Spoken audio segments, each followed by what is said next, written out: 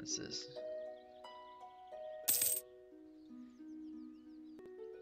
Nice, you silly. Vasily embarrasses the court. Lose 1 stability. Well, that's not good. I'm gonna want to boost that up. And so I don't have religious unity at the moment. Kasimov. Where is Kasimov at? Right here is actually Sunni. So it's because of that, I'm actually don't have religious unity. And that, by the way, is the province that's threatening to revolt. Hopefully at some point I will be able to convert that, preferably sooner rather than later. And at 35% on my siege of Yaroslav over here. There we go. So 76% war score. Now will they give me what I want? So clear offer. I want to take that, that. So Kolm, Tarzak, and Tikivin. And I want to humiliate them. And I want them to give me money. So peace offer value is 87. Maximum. Let's see. It's only another 3 if I take cargo pole over here. So yeah, I think I'm gonna take. Nope, they won't accept that. So this will give me a maximum of 17 aggressive expansion. I can live with that at the moment. There we go. Let's get cores on these.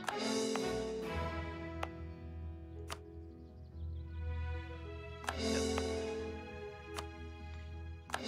And I believe they have increased the coring cost. I know it was causing quite a stir right after the patch came, or right after the DLC came out, of people complaining about the increased coring cost. We shall see. It looks like Vladimir over here has got the highest force limit, so that's where I would probably want to park my army. So, royal marriage with Yaroslav. I already have one with Perm, right? Relations dynastic. So I already have one. So Muscovy. I want... Oh, their government does not allow for Muscovy as a republic. I didn't realize all of these over here were some form of republics. So, allies. What about Sweden? Is Sweden independent yet? No, they are not. But -7 aggressive expansion with them. I wonder, would they support me in...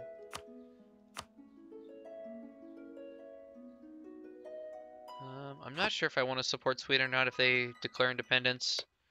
Teutonic Order. Problem is, I know all of, Poland will go after the Teutonic Order. I'm not sure I want to get dragged into those wars right now. What about Kazan? We hate each other. Hungary? Maybe? What, Hungary? Nope, -55 distance. Ottomans? Nope, -76. So all these, everybody in Europe is too far away, so probably gonna be going this alone for the time being. And let's see, who is next? I think Tver is next.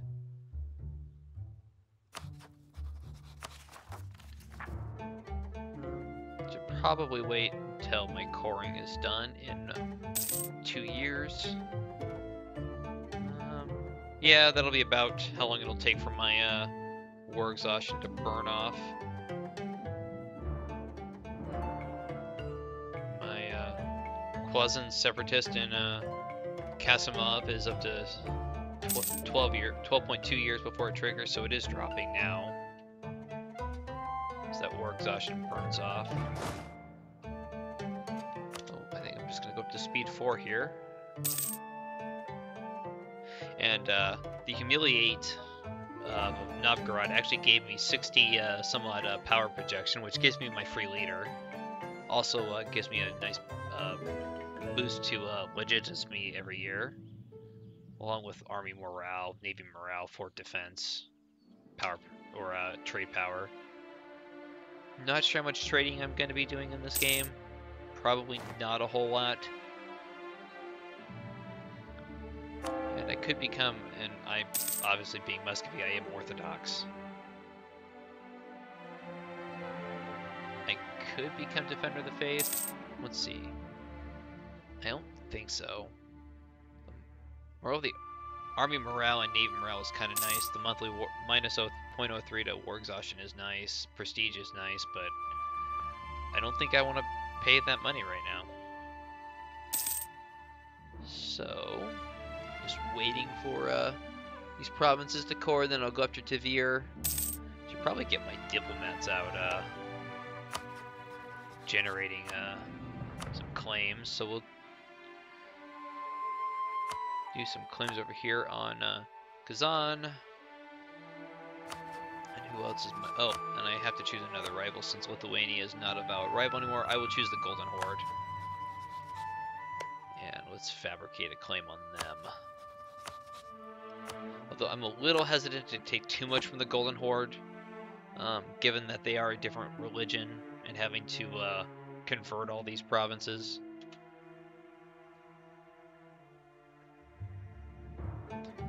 Rebels have crossed the border, so those rebels did siege Novgorod, and then they are now in my territory.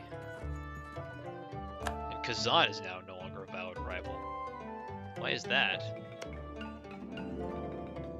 Crimean Timurids. That's great. Timurids are way over here. You can't see them. But I believe this is the Timurids over here, and I believe they take or own a large chunk of over here in Asia. That's not going to be good. Don't care about the HRE. So should probably just cancel that claim then. So since Kazan is not a valid rival, that leaves pretty much Poland. Well, that's gonna suck. That's my available targets is really rather limited now. So let's get rid of this embargo on Kazan, since it's not doing me any good. Revoke embargo. Well, they're embargoing meat, but I will embargo Poland. I believe I should embargo the Golden Horde. And I can send my army after the rebels. They moved out of my territory. There we go. Cores are done. Do I have a... I don't think I actually have a CB against Tavir. Nope, I do not. So I'll have to fabricate one. I only have one province. No big deal. Take a year. I can hire another free. I think I'm gonna... because of my power projection, I do have an Livonian Order declared war against Novgorod. Hopefully they don't take too much. Bring me into conflict with them at some point. Investment in government, both inflation or admin power, or just 10 admin power. I think I'll just take the plus 10. I don't really want to deal with the inflation right now.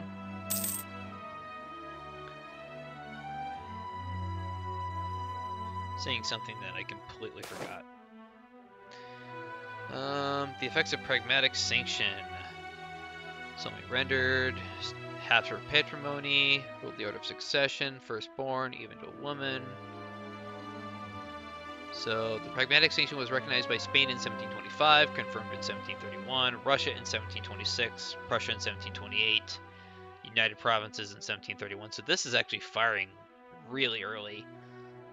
Um, but unless I choose neutral, which I'm not sure why I would, which would make me lose 1 stability. But if I go pro-Habsburg or anti-Habsburg, I still gain 1 stability. It's just a matter if I want Austria to like me or not. I'm gonna go pro-Habsburg. I don't see a reason why I shouldn't want Austria to like me. What is Austria's opinion? Austria's opinion of me right now is at 0, mainly because I, at some point, tolerated heretics. Quick drink.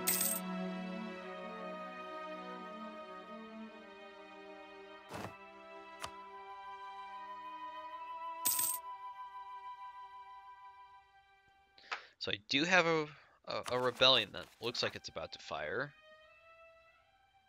I think. Rebels who are close to enforcing their demands. No, I don't. Increased privilege. Navgardian rebels. Except they don't hold any of my territory. So I'm not sure why they're mine to handle. Would Novgorod give me military access to go crush those rebels? Probably not. Nope, they wouldn't. So I'm failing to see why these rebels are my problem. Novgorodian noble rebels. Interesting. There's my Casus Belli against Kazan. Gravely, we have lost our Casus Belli against the Golden Horde. I thought I... Oh. That's because they were forced to release Ryazan as a separate principality. Interesting. These Novgorodian rebels are increasing increasing their ability to enforce demands, but I still don't understand why they're mine to worry about, considering they don't hold any of my territory. And there's my Casus Belli against Tavir. Go and take it. Declare war. Take Tavir. They're allied with Novgorod, but not because I have a peace with Novgorod, they will not come in. I'm at war. Just send both my... I'll get there on the 19th. On the 19th, I will send this army in. It'll get there on the 18th. Reinforcing will now get there on the 23rd. So I didn't get the river crossing penalty, which is nice. And I didn't quite crush their army, but I did hurt it. Only 2 regiments got away, so I'll leave my general here. Send the rest of my army out to stack wipe theirs. Where are they running to? They are running to... Now, I thought... Interesting. Where are these guys running to? Are they just running to, I thought that when you're in a war, you got military access automatically to anywhere your enemy did, but apparently that's not the case, because I can't enter this province. And the War of the Roses has ended in England. Succession to the English throne is finally over as the ruling dynasty defeats the rebels. That's good. Don't really care. That's way outside of where I care about right now. So Tavir's army is just going to sit over there. It's not like they can really hurt me.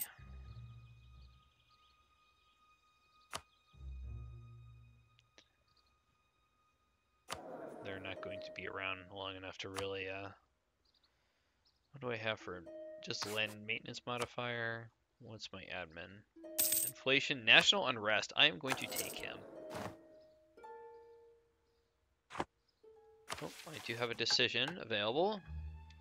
Church taxes, missionary strength. I don't think I really want to pass either one of those right now. But what is my revolt risk now?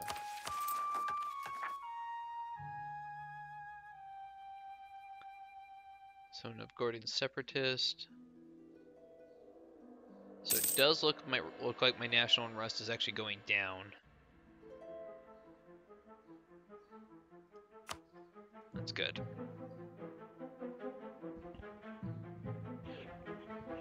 Alright. Just waiting for siege. Looks like they're gonna... Tavirs looks like they're coming back around. Send my army down. Really want them to cross into my territory so I can attack them. But I have a feeling they're just gonna sit there.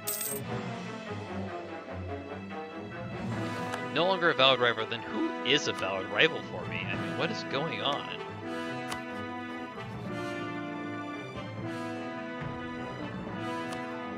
Book embargo. What is going on? Who's this? Who's the Golden Horde going on? So they must be losing provinces right and left. Although, other than Ryazan over here, they look like they're about the same size. The Duke of Burgundy dies. Surprise, surprise. King of Burgundy dies.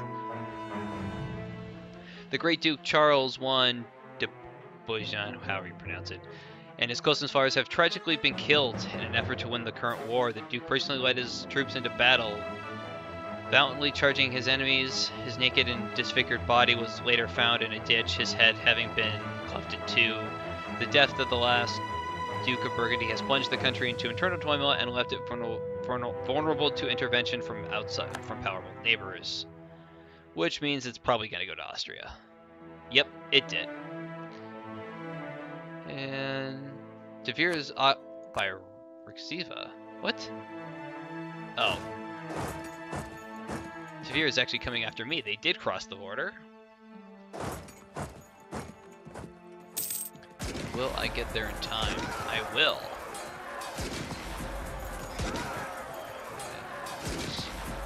Hopefully we can crush Tavir's army. I don't have a general, but they do. But I just have plain old more troops. But, yep. So all of Burgundy actually went to Austria. I had this event fire in my last Austria game. Although I actually forced Burgundy into a personal union, and then as I was going to war in Italy, I actually had an event fire that that gave me a personal union with Hungary, and so from that point I just pretty much steamrolled. There was no stopping me after that. And it looks like they are going to retreat back into Tavir is going to retreat back into Novgorod. Shouldn't matter too much longer, as I should have the province Tavir sieged here shortly.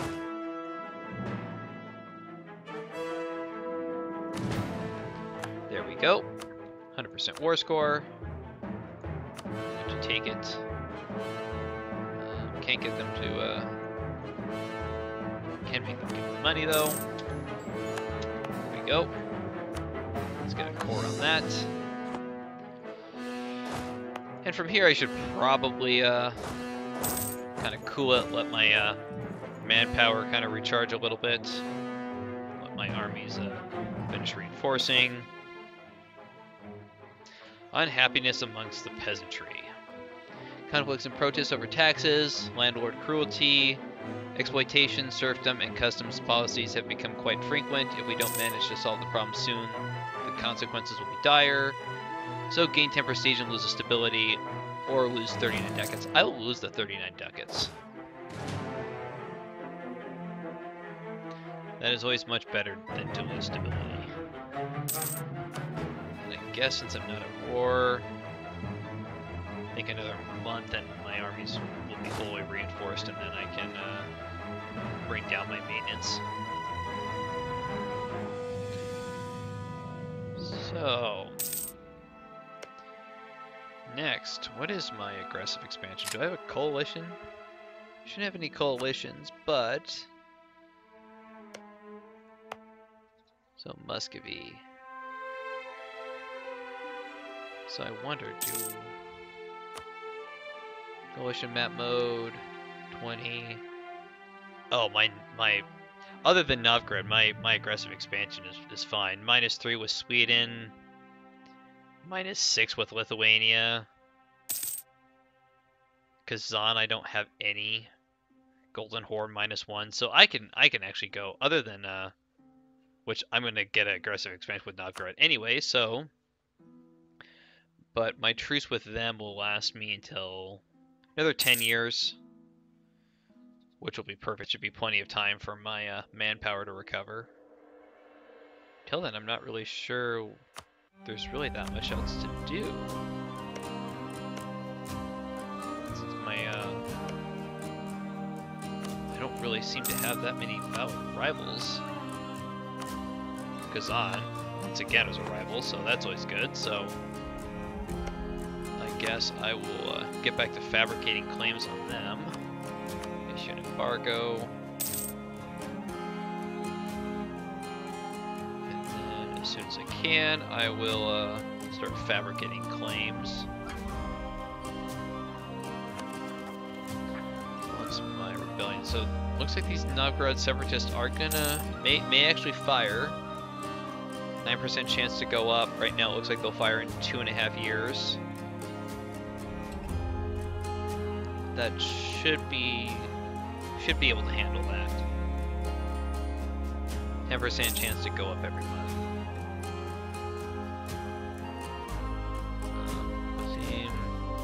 0.3. This will be 277 years for the Quasim separatists in Kasimov. So looks like that one won't fire after all. And Zavarian separatists look like they may fire in 64 years at the current rate, so not too worried. Although my Novgorodian separatists could be a pain if they end up firing, but deal with that when the time comes.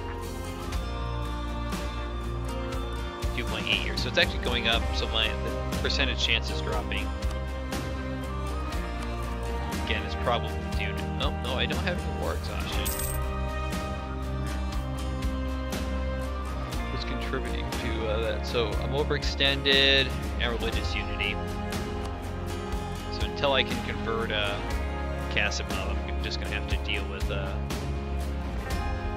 some rebel issues. On fabricate claim. What do we want to fabricate a claim on? Looks like they're all. Looks like the development is all about the same over here. So I guess we'll just start down. Can't do Timba Penza. Looks like I can only fabricate places they have a core on. Although I do. Oh, I already have a claim on. Oh. And it is Tavir is now cored. Awesome. That went quick. So armies have been fully reinforced, so I can drop my maintenance. It's going to be a while before I go back to war, so gaining 229 men per month out of a total cap of 27. It usually takes about 10 years to go from 0 to full, so my manpower should be back in by the time I'm ready to go back to war against Novgorod. Ryazan. I should probably fabricate claims over here. What religions are these? They're Orthodox. So these both are Orthodox, so I wouldn't have to just gotta claim Lithuania. So I wouldn't actually have to convert either one of these.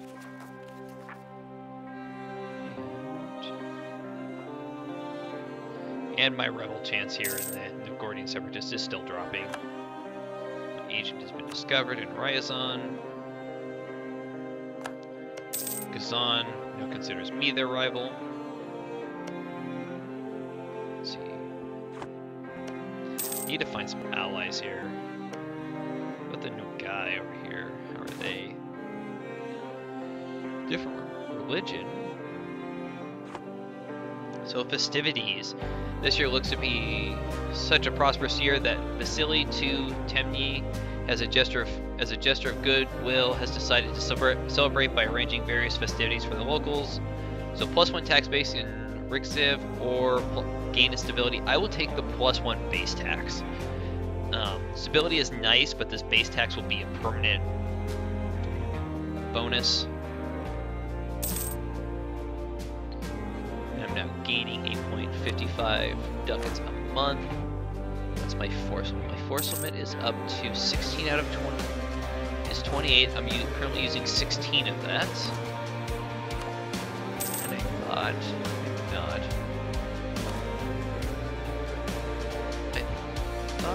that if you were, oh, the other thing you can do is you can actually, when you're not at a war, you can mothball your forts, which frees up another, well, it only freed up 0.02 ducats, but if I had more forts, just something to remember to, oh, and National Epic. Our subjects have taken to telling tales and legends about Vasily I Rurikznik. Yeah, sorry. The legend says that Muscovy's darkest hour, he will return to our nation and deliver it from evil. Regardless of the truth of this statement, we could use this as propaganda. So 10 admin power and 16 ducats for +1 yearly prestige, or lose 5 prestige. It's only 10, whatever amount of ducats. It's true.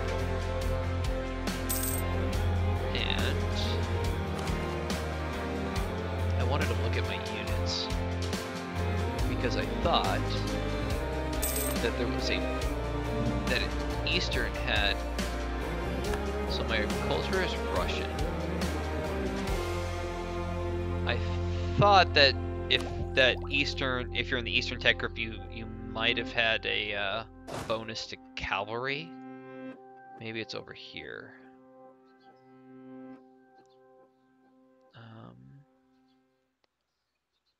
Severe infantry, cavalry.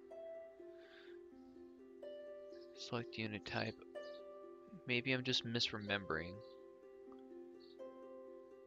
what that 5 is. Anyways, I can take tech level 4 in admin, get me temples. Local tax modifiers plus 40%.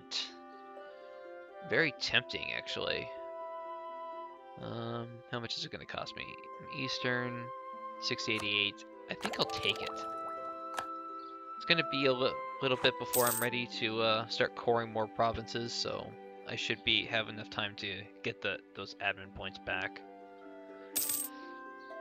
And Livonian Order looks like they're sieging Novgorod. Novgorod's just like everybody's whipping boy in this area, it seems. And I'm actually close to picking up tech level 4 in military as well. Now I thought,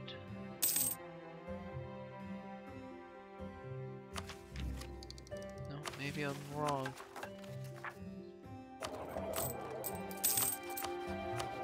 Yeah, I am not seeing any sort of bonus to cavalry for Eastern. Grand Principality. What other despotism? Yep, I don't want to switch.